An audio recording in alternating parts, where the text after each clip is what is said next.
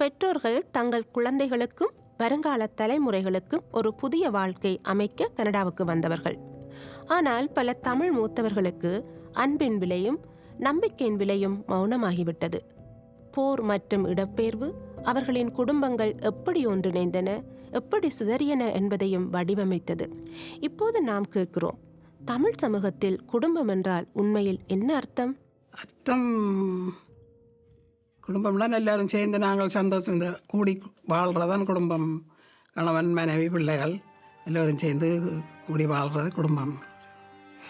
தமிழர் குடும்பம் பண்பாடென்றால் அவர்கள் தங்களோட பிள்ளைகளை மற்றவர்களுக்கு விட்டு கொடுக்க மாட்டார்கள். அவர்களை பற்றி பேசுகிறதையோ எதுவோ மிகவும் அன்பாக பெற்றாகத்தான் அவர்களை பாவிக்க. பிள்ளைகளுக்காண்டித்தான் தாயப்பன் வாழ்கிற மாதிரி. தாங்கள் சாப்பிடாட்டிலும் சாப்பாடு செய்து பிள்ளைகள் என்ன அபியூஸ் பண்ணினாலும் அவர்களை போற்றுறதும் அவர்களை பேணுறதும் அவர்களுக்கு பொருள் தேடி கொடுக்குறதும் தான் எங்களோட நாட்டு வழக்கம். அப்படி அவர்கள் என்னதான் துரோகம் செய்தாலும் பிள்ளைகளையே நேசித்து கொண்டு பிள்ளைகளுக்காகவே வாழ்கிறவர்களாகத்தான் இருப்பார்கள். அந்த அறிவிக்க அவை தங்களோட பிள்ளையண்ட பாசத்தில் அந்த மனச்சாட்சி விடாது. அப்போ அறிவித்தா இப்போ அந்த பிள்ளைகளுக்குத்தான் தண்டனை குற்றம் என்று சொல்லி அப்போ அவையண்ட குடும்பங்கள் பிரியக்கூடும், அவையண்ட பிற பிள்ளைகளை வளர்க்க அவர்களுக்கு தகுதி வராதுன்னு சொல்லி இந்த குற்றம் செய்தால் தண்டனை இருக்குத்தானே அவர்களை பேருந்து அவையண்ட குடும்பத்துக்கு பிரச்சனை வரும், பிரிவு வரும், புருஷன் பஞ்சாதிக்குள்ள பிரிவு வரும். அதால் அவர்கள் அதுகளை வெளியில் சொல்ல விரும்புகிறதும் இல்லை.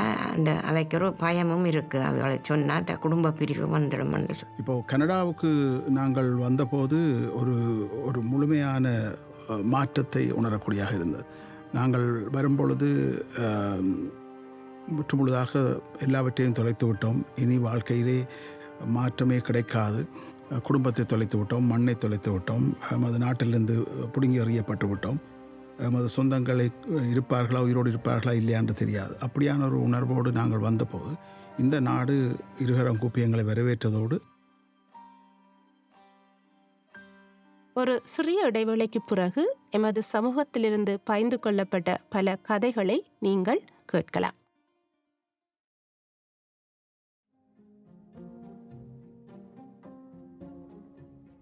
தமிழ் கலாச்சாரத்தில் குடும்பம் என்பது ஒரு அமைப்பு மட்டுமல்ல, அது பெருமை, கடமை, அடையாளம். மூத்தவர்கள் தங்கள் வாழ்க்கையை குழந்தைகளின் வளர்ச்சிக்காக அர்ப்பணிக்கிறார்கள். குழந்தைகளும் பெற்றோரை மதித்து காக்க வேண்டும் என வளர்க்கப்படுகிறார்கள். ஆனால் அந்த ஆழ்ந்த பாசத்தின் அடியில் ஒரு கடினமான உண்மை உள்ளது. அன்பும் பொறுப்பும் சில நேரங்களில் தியாகத்துடன் ஒன்றிணைந்து விடுகிறது. பல மூத்தவர்களுக்கு அந்த தியாகம் என்பது அவர்கள் கடினமாக தக்க வைத்த குடும்பத்தை குலைக்காமல் தாமே துன்பத்தை தாங்கிக் கொள்ளுதலாகும். 1992ஆம் ஆண்டு கனடாவுக்கு வந்ததுக்கான காரணம் என் அம்மா இறந்தது. அதுக்கு பிறகு எனக்கு ஒருத்தரும் இல்லைன்றதைக்காண்டி இங்கே அனுப்பி வைத்தார்கள். அது நான் வரும்பொழுதே டிப்ரெஷன் பேஷண்ட். அதுக்கு காரணம் என் தம்பி ஆர்மி ஷூட் பண்ணி செத்ததால் எனக்கு ஒரு பிளேமேட் இல்லாத காரணத்தால் எனக்கு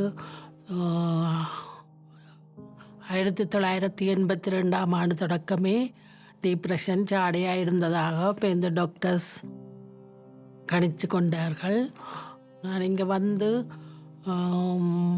முதலாவதாக போனது ஹாஸ்பிட்டலுக்கு தான். அதாவது பல மூத்தவர்களுக்கு இந்த பிடிஎஸ்டி என்று சொல்லக்கூடிய போஸ்ட் ட்ராமேட்டிக் ஸ்ட்ரெஸ் டிஸார்டர்ன்றது கன பேருக்கு இருக்குது. ஆனால் எங்களது என்னென்றால் எங்களது மூத்தோர் எல்லாம் முக்காவாசி பேர் அதை வெளியிலே காட்டுவதற்கு ஒரு கூச்சம் இருக்கும். அப்போ அதனால் வரும் விளைவுகள் தான் நான் சொன்னேன். இந்த மென்டல் இல்னஸில் இந்த பிடிஎஸ்டியும் ஒன்று. இந்த வார், யுத்தம், கண்ணால் நேரிலே பல இறப்புகளை பார்த்த அவையும் இவர்கள் வித்தியாசமாக நடந்து கொள்வதற்கு ஒரு காரணமாக இருக்கலாம். அது இந்த வன்முறையை தூண்டுவதற்கும் ஒரு காரணமாக இருக்கின்றது. ஆனால் இப்பொழுது போர் முடிந்து கிட்டத்தட்ட 16 வருடங்கள் ஆகிவிட்டன. இப்பொழுது அது கொஞ்சம் கொஞ்சமாக குறைந்து கொண்டு நாங்கள் இப்பொழுது அந்த ஒரு ஏற்றுக்கொள்ளும் பக்குவம் எல்லோருக்கும் வந்துவிட்டது என்று தான் நினைக்கின்றேன். இங்கே வந்து நாங்கள் அங்கேருந்து வந்தபோது எங்களுடைய சக வயதுக்காரர் கூடுதலாக 60 to 80 வயதுக்குள்ள உள்ளவைகள் வந்து இங்கே பிள்ளைகளை நம்பி வந்தவர்கள் பிள்ளைகளால் ஏமாற்றப்பட்டு தனிமையில் இருக்கிறார்கள். அவர்கள் வீடு இல்லாமல் இருக்கிறார்கள், வசதி இல்லாமல் இருக்கிறார்கள். அவர்களுக்கு நாங்கள் எங்களால் இயன்ற உதவி, இப்போ பொருளுதவி, பண உதவி கொடுத்து வீடுகளில் இருத்தி ஆரம்பத்தில் அரசாங்கம் தங்களுக்கு விவரம் புதுசாக வந்தவர்களுக்கு விவரம் தெரியாது. அரசாங்கம் அவர்களுக்கு மாதம் ஊதியம் கொடுத்து கொண்டிருக்கிறது. அதை பிள்ளைகள் தான் கையாளுறது. அப்போ பிள்ளைகள் கையாளைக்குள்ள இவைக்கு விவரம் தெரியாது. இவைகள் எல்லாத்தையும் அவையின் கையிலேயே கொடுத்துட்டா இவையின் தேவைகளை பூர்த்தி செய்ய இவைகளுக்கு முடியாமல் இருக்கும். பல ரீதியில் இந்த முதியோர்கள் என்று சொல்லப்படுபவர்கள் துன்பப்பட்டு கொண்டிருக்கிறார்கள். அந்த ரீதியில் முதுமை அடையும் போது அவர்களுக்கு ஒரு உடல் ரீதியாக வரும் மாற்றங்கள் ஒன்று, உள ரீதியாக வரும் மாற்றங்கள் இன்னொரு புறமாக பலவிதமான துன்பங்களை அனுபவிக்கிறார்கள். அப்பேற்பட்ட துன்பங்களை நான் பலருடன் பழகியிருக்கிறேன். முதியவர்களுக்கு என்னென்ன துன்பங்கள் இருக்கிறது, பலவற்றை வானொலிகள் ஊடகங்கள் மூலம் பலவற்றை கேள்விப்பட்டு கொண்டிருக்கிறோம் என்ற ஒரு கோணத்தில் பார்க்கும்போது அவர்களை அறியாமலே வயதும் அதே நேரம் மன ரீதியான தாக்கங்களும் அவர்களுக்கு கட்டாயம் அவர்களை பழைய நிலையிலிருந்து மாற்றி விடுகிறது. அவர்கள் பல இன்னர்களை சந்திக்க வேண்டியதாக இருக்குது. உதாரணத்துக்கு ஒரு ஹாஸ்பிட்டல் போய் டாக்டரை சந்தித்து அப்படி பேசுவது, அதில் நாங்கள் ஒரு பாச பிரச்சனை என்ன இதில் ஆங்கிலத்தில் பேசணும் அப்படியான நிலையில் முழுமையாக வழங்கப்படுத்தி கொள்ள இயலாது. அதே நேரம் அவர்களுக்குள்ள நோய்களை சில நேரம் பிள்ளைகளுக்கு குடும்பங்களுக்கு தாங்கள் சுமையாக இருக்கிறோமோ என்று கவலைப்படுவார்கள். இப்படி நடக்குதுன்னு வாரங்கட கம்யூனிட்டி சென்டர் எங்களோட சீனியர்களோட கதைப்பேன். வீட்டில் பிள்ளைகளோட கதைக்க இயலாது. அவையால் கொஞ்சம் வந்து எல்லாம் கதைச்சிருக்கிறோம். இப்படி நடக்குது, காணிங்க வித்து அது கவலைப்படவே நம்மகிட்ட காசுகளை காணிங்க கையெழுத்து வச்சு வேண்டினா அப்போ எங்களுக்கு என்னது கையெழுத்து வைக்கிறேன்னு தெரியாது வச்சா அப்போ நாங்கள் வித்தாண்டு இன்னொரு ஆள் சொன்னால் தான் தெரியும் இந்த காணி விலைப்பட்டு போச்சு. அப்போ அது புறம் நிறைய தெரியுது ஒவ்வொரு சொத்துகளையும் எடுக்கினவன். எங்களுக்கு இப்படி ஆக்களை சொல்கிறதுக்கு தெரிஞ்சவே தானே சொல்லலாம். தெரிஞ்சவே நிறுவனங்களுக்கும் நாங்கள் சொல்லி இப்போ இதுகளுக்கு தான் இப்போ வந்து கதைக்கிறோம். அதுக்காகத்தான் வந்து பல உண்மைகளை தெரிந்து கொள்ள காத்திருங்கள்.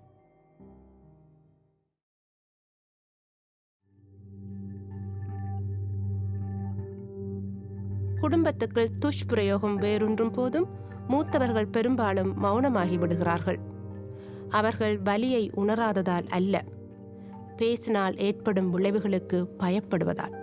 அந்த மௌனம் அவர்களுடைய பாதுகாப்பாக மாறுகிறது. ஆனால் இந்த மௌனம் தனித்ததாக உருவாகவில்லை. அது தலைமுறைகளாக வந்த கலாச்சார எதிர்பார்ப்புகளால் வடிவமைக்கப்பட்டது. விவாதங்கள் வீட்டுக்குள் மட்டுமே இருக்க வேண்டும். மனநலம் பற்றிய போராட்டங்கள் மறைக்கப்பட வேண்டும். குடும்ப மரியாதை தனிநபர் வேதனையை விட மேலானது. பேரண்ட்ஸ் ஒரு நாளும் நினைக்கக்கூடாது பிள்ளைகள் செய்கிற தவறுகளை டொலரேட் பண்ணுவது அல்லது பேசாமல் அமைதியாக இருப்பது, மற்றவர்களுக்கு சொன்னால் வெக்கமாகிவிடும் என்பதற்காக பொறுத்து கொண்டு போவது என்பது பிள்ளைகளுடைய எதிர்காலத்தையும் பாதிக்க போகிறது. அந்த பிள்ளைகளும் தங்களது those children who are treated like this by the parents, they are going to do the same thing. When they are going to be parents and when they have grown up children, they are going to do exactly the same thing. So our parents should realize that they can't tolerate everything. They have to tolerate to an extent, but there are times when they have to take action. They have to either educate them or take legal action. இன்னும் ஒரு பெரிய பிரச்சனை என்ன இருக்கிறால், சாக மட்டுக்கு நாங்கள் பிள்ளைகளை பார்க்கோம் என்ற பிரச்சனை. அதிலிருந்தும் எங்களை பெற்றோர் வெளியே வரும். சில குடும்பங்களில் அந்த தாய்மார் அல்லது பெற்றார் என்று பொதுவில் சொன்னால் அந்த பெற்றாரை பார்த்து கொள்வதில் அவர்களுக்குரிய சிரமங்களினால, பெற்றாரை பார்க்குறது தங்களுக்கு சிரமமாக இருப்பதினாலே இது எந்த அளவுக்கு கொண்டு போகலாம் என்றதை நான் கிட்டடியில் கேள்விப்பட்டேன். ஒரு மகள் தாயை கருணை கொலை செய்கிற அளவுக்கு போகலாம், அதுக்கு இங்கே சட்ட ரீதியாக இடம் இருக்கிறது என்று கூட சொல்லிக்கொண்டு திரிகிறார்கள். அப்படியான பிள்ளைகளும் இருக்கிறார்கள் என்றது தான் நான் கேள்விப்பட்ட. நாங்கள் பிள்ளைகளில் தங்கி இருக்கிற வாழ்க்கை தான் இப்போ வாழ்ந்து கொண்டு இருக்கிறோம். அப்போ பிள்ளைகளும் ஒரு அளவுக்குத்தான் எங்களை கவனிக்க முடியும். அவர்களுக்கு அவர்களுடைய பிரச்சனைகள் ஒரு பக்கம், அதே நேரம் இப்படி வயதான பெற்றாரை கவனித்து கொள்வது அவர்களுக்கும் அதிகம் சுகமானது ஒன்று அல்ல. அவர்களும் கஷ்டப்பட்டுத்தான் பெற்றாரை பார்க்க வேண்டி இருக்கிறது. என்னுடைய மூத்த மகள் அவரை பார்த்து கொண்டு இருக்கிறா. உண்மையில் அது ஒரு பெரிய கஷ்டமான வேலை. படுக்கையிலேயே இருக்கிற ஒரு அம்மாவை பார்த்து கொள்வது என்பது சாதாரண விஷயம் அல்ல. அவர்களுக்கு அவற்றை இயற்கை உபாதைகள் உட்பட எல்லாவற்றிற்கும் மகளிலே தங்கியிருக்க வேண்டிய நிலைக்கு அவர் தள்ளப்பட்டிருக்கிறார். மௌனம் பல நேரங்களில் பலமாக கருதப்படும் சமூகத்தில் மூத்தவர்கள் தங்கள் தேவைகள் அதிகரித்ததாலும் அமைதியாகத்தான் தாங்கிக் கொள்வதை கற்றுக்கொள்கிறார்கள். மொழி தடைகள், உடல் நலம் குறைவு, புதிய அமைப்புகளை புரிந்து கொள்ள முடியாமை, இந்த சவால்கள் அவர்கள் சுய நிறைவை குறைக்கும் போது அந்த மௌனம் தனிமையாக மாறுகிறது. இதில் பார்த்தீங்களென்றால் சீனியர்ஸ், மூத்தோர்ன்றது நல்ல சுத்தமான தமிழ், முதியோருக்கு அந்த துன்புறுத்தல் செய்பவர்களில் 98% அவர்களுக்கு தெரிந்தவர்கள்தான். அதாவது குறிப்பாக சூழ இருக்கும் குடும்பத்தினராக இருக்கலாம், அல்லது நண்பர்களாக இருக்கலாம், அல்லது இந்த ஹெல்த் கேர் ஒர்க்கர்ஸ் என்று சொல்லக்கூடிய மருத்துவம் சார்ந்த ஊழியர்களாக இருக்கலாம், ஒரு நர்சஸோ ஈவன் டாக்டர்ஸோ இருக்கலாம். ஆனால் இந்த கூட இருக்கும் அந்த சுற்றம் சூழ, அதாவது உறவினர்கள் நண்பர்களால் தான் 98% இந்த பாதிப்புகள் இந்த முதியோருக்கு வருகின்றது. இருக்குது, ஆனால் இல்லை. அது எப்படின்னு பார்த்தீங்களென்றால், இப்போ ஏன் இந்த துஷ்பிரயோகங்கள், அப்யூஸ் நடக்குதுன்னு பார்த்தீங்களானால், ஒருவர் நல்ல உடல்நிலையிலோ நல்ல மனநிலையிலோ இருக்கும்போது இவை நடப்பது மிக மிக குறைவு. அப்போ ஒருவருக்கு உடல் நலம் இல்லாமல் போகும்போது, இப்போ ஒரு உதாரணத்திற்கு ஒரு 80 வயது மூதாட்டி, 80 வயது பெண்மணி ஒருவருக்கு ஒரு ஸ்ட்ரோக் வந்து அவருக்கு ஒரு பக்கம் கைகால் விளங்காமல் படுத்த படுக்கையாக இருக்கும்போது அவரை பார்த்து கொண்டிருக்கும் சில வேளை பிள்ளைகளோ யாரோ அவருக்கு இந்த அபியூஸை செய்யலாம். அவர்கள் தாங்களாக விரும்பி செய்வதில்லை. அப்போ அந்த நிலைமையை நாங்கள் யோசித்து பார்க்க வேண்டும். அப்போ அவருடைய மனநிலையிலே, நான் வளர்த்த பிள்ளை என்னை இப்பொழுது என்னால் இயலாமை இருக்கின்றது, ஆனபடியால் எனக்கு இப்படி கடிந்து கொள்கின்றார், எனக்கு மேல் எரிந்து விடுகிறார். why these neglects happen? அந்த கேள்விக்கு போவதற்கு முன்னால், ஏன் இவ்வாறு கவனிப்பாரற்று கிடந்த நெக்லெக்ட்ன்றது நடக்கின்றது என்றால் பல காரணங்கள் இருக்கலாம். அதாவது கூட இருப்பவர்களின் இயலாமை, இந்த நோயாளிக்கு ஒரு பாரதூரமான நோய், எழுந்து நடக்க முடியாத நோய். அது மட்டுமல்ல, அதோடு சேர்த்து அவர்களுக்கு பண கஷ்டம் இருக்கலாம், அவர்களுக்கு சாப்பிடுவதற்கு வழி இல்லாமல் இருக்கலாம், அந்த அரசாங்கத்திற்கு கேட்க வேண்டிய உதவிகள் எப்படி கேட்கின்றது என்று கூட தெரியாமல் இருக்கலாம். அது மட்டுமல்ல, சமூகத்திலிருந்து ஒதுக்கி வைக்கக்கூடியவர்களாம். மற்றது மென்டல் இல்னஸ். இப்போ முக்கியமாக மன நோய் இருப்பவர்கள், உள நோய் இருப்பவர்களுக்கு schizophrenia, extreme depression, bipolar disorder, addictions, alcoholism, இவைகள் எல்லாருக்கும் வந்து கடைசியாக சமூகம் அவர்களை, என்றால் நீங்கள் பார்த்தீங்கன்னா ஒரு அடிக்ஷன், ஒரு உதாரணத்துக்கு எடுப்போம், ஒரு ஆல்கஹால் அடிக்ஷன் இருப்பவர்களுக்கு சொசைட்டியிலேருந்து தேல்பி இவரோட நாங்கள் இனி கிட்ட வரக்கூடாது. இது 2 கோணத்தில் நான் அணுக விரும்புகிறேன். ஒன்று வந்து ஒரு மருத்துவர், குடும்ப நல மருத்துவர் என்ற விதத்திலே ஒரு விதத்திலும், சமூகத்தில் இருக்கும் ஒரு நபர் என்கின்ற விதத்திலும் 2 விதமாக அணுகப் போகின்றேன். முதலில் சமூகத்தில், எனக்கு என்ற ஒரு குடும்பம் இருக்கின்றது, எனக்கு அம்மா அப்பா அண்ணா தம்பி எல்லாரும் இருக்கின்றார்கள். முதலில் சமூகத்தில் இருக்கும் நாம் ஒவ்வொருவருமே ஒருவரை அவதானித்து பார்க்க வேண்டும். ஒருவர் மூத்தவர், அவருடைய குணம் வந்து அது உங்களுடைய சொந்த குடும்பமாக இருக்கலாம், அல்லது உங்கள் நண்பருடைய தாயாராக இருக்கலாம், அல்லது உங்களுடைய மாமியாரின் தோழியாக இருக்கலாம். நன்றாக இருந்தவர் திடீரென்று கொஞ்சம் வித்தியாசமாக நடந்து கொள்கின்றார். திடீரென்று இப்போ கொஞ்ச காலமாகவே அவருடைய நடவடிக்கைகள் எல்லாம் ஒதுங்கிக் கொள்கின்றார். எந்த கொண்டாட்டங்களுக்கும் வருவதில்லை. அப்படியான நிலைமை வரும்போது நாங்கள் கண்டிப்பாக கேட்க வேண்டும், என்ன நடந்தது மாமிக்கு, நல்லா தானே இருந்தவர் என்று நாங்கள் அது முதல்ல நாங்கள் கண்டறிய வேண்டும். மாமி நல்லா தானே நடந்து வந்தவ, ஏன் இப்போ நொண்டி நொண்டி வர்றா, அது கட்டாயம் நாங்கள் எல்லாரும் கேட்க வேண்டியது.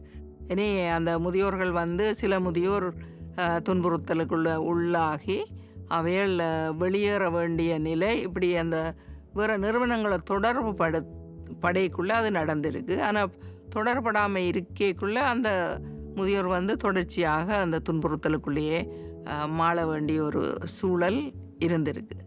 அதை விட அந்த முதியோர்களை உதாசீனம் செய்கிறது, அதாவது அவர்களே ஒரு பொருட்டாக எடுக்கிற இல்லை. இவையில் தாங்கள் எங்கேயாலும் போனாலும் விசிட்டுக்கு போனாலும் இந்த முதியோர்களை கூட்டி கொண்டு போகிறதில்லை. இப்போ முதியோர் 24 மணி நேரம் வீட்டுக்கே இருக்க வேண்டிய ஒரு சூழல் பல இடங்கள்லே இப்பொழுது அந்த நிலைமை கொஞ்சம் மாறி இருக்கிறது. ரெண்டாலும் அங்கங்கே ஐசோலேட்டட் சீனியர்ஸ் உண்டு, தனிச்சு அங்கங்கே இருப்பினும் அவைகள் நிறைய பாதிக்கப்பட்டிருக்கணும். ஏனெண்டா நிறைய பிள்ளைகள் வீடுகள் வாங்கி இன்றைக்கு டவுனுக்குள்ளே இல்லாமல் தூரத்தை ஏஜாக்ஸ் ஓஷாவா அப்படியெல்லாம் போயிட்டினோம். அப்போ அங்கே போகும்பொழுது இந்த முதியோர்களையும் கூட்டி கொண்டு போயிடுவார்கள். அவர்களுடைய பணம் எல்லாம் அவர்கள் எடுத்து மோட்கேஜ் கட்டுவார்கள். அதை விட ஊரில் உள்ள வீடுகளையே விற்று வேலைக்கு தெரியாமலே அந்த வீடு விலப்பட்டுடும். இவற்றை கையெழுத்து வாங்கி செய்து விடுவார்கள். இவர்கள் ஒன்றுமே பேச மாட்டார்கள், பேசினா பிரச்சனை என்று சொல்லி பேசாமலே இருப்பார்கள். இப்போ பல முதியோரை நான் பார்க்குறேன், குறிப்பாக பெண்கள் தங்களுடைய அறைக்குள்ளேயே இருப்பார்கள், வெளியில் வாரதில்லை. என்னென்னா வந்தால் பிரச்சனை என்று அதுக்குள்ளேயே இருக்கிற ஒரு நிலைமை. நான் பிராம்டனுக்கு ஒருக்கா போன பொழுது முதியோர் சங்கத்துக்கு, அங்கே அந்த தலைவர் சொன்னார், ஒரு பெண் வீட்டுக்குள்ளே அறைக்கே இருக்கிறா, வெளியில் வாரா இல்லை, அவளுக்கு உதவி தேவை, ஆனால் உதவியே அவள் விரும்புகிறா இல்லை. ஏன்னா அவைகளுக்கு தெரிய வரும், நாங்கள் இந்த உதவியை எடுத்தால் தெரிய வரும்னு சொல்லி அதுக்கு மறுப்பு தெரிவித்து கொண்டு இருக்கிறான்னு சொல்லி அந்த உதவியை நாடாமல் இருக்கிறது என்னென்னா தங்களுடைய இது விஷயங்கள் தெரிஞ்சால் பிறகு பிள்ளைகள் தங்களை துன்புறுத்துவார்கள், அதனால் குடும்பத்துக்கு அவமானம் என்ற இது. இந்த கதைகள் கடினமானவை, ஆனால் முக்கியமானவை. மீண்டும் இணையலாம்.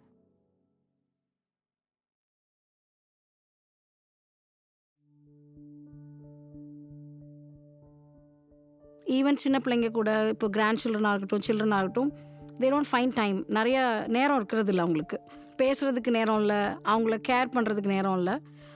Even though they give money, they give residence எல்லாம் கொடுத்துருப்பாங்க, பட் ஸ்டில் அந்த இமோஷ்னல் நெக்லிஜென்ஸ் அது ஃபர்ஸ்ட் இமோஷ்னல் அப்யூஸ் தான் எனக்கு தெரிஞ்சு ஆஸ் அ ஃபிசியோதெரபிஸ்டாக. Because physiotherapist we have more time with them. நிறைய நேரம் நாங்கள் அவங்க கூட ஸ்பெண்ட் பண்ணுவோம்.